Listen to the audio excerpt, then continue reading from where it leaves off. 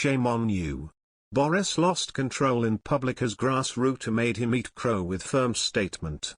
Boris Johnson was heckled during a visit to a Kent vaccination centre by a man screaming shame on you as he was speaking to staff.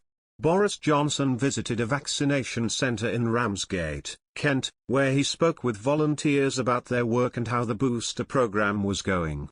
The Prime Minister spoke with one of the staff who said everyone was doing an amazing job, with the Conservative leader thanking them for their efforts.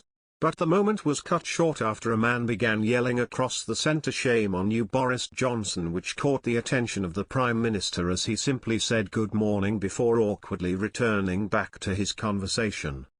As Mr. Johnson turned his back on the heckle, he continued his conversation with a member of centre staff and told him their efforts were fantastic.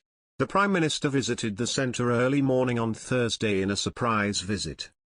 Speaking at the centre, Mr. Johnson said, "I think the vaccination centre in Ramsgate is amazing. It's certainly one of the very best I've seen. But there are people up and down the country who are doing an incredible job.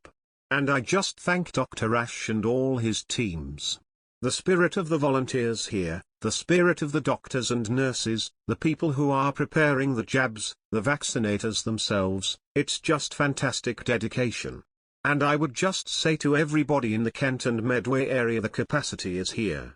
There's a huge jabs army of enthusiastic volunteers and doctors and nurses who are willing to get the jabs into your arms, so come forward and get them." Mr. Johnson also made reference to the local NHS recruitment drive, calling it the golden age of recruitment. Several polls have now put Labour leader, Sir Keir Starmer, as the country's choice for the next Prime Minister, despite the Conservatives' comfortable double-digit lead earlier this year. Politico puts Labour at 38% with the Conservatives trailing at 33%. Much of the public has grown angry at Mr. Johnson after reports emerged Conservative staff flouted lockdown rules last year by attending Christmas parties. The Department for Education confirmed it had held a gathering in its office to thank the staff for their hard work over the course of the pandemic and said no outsiders were involved.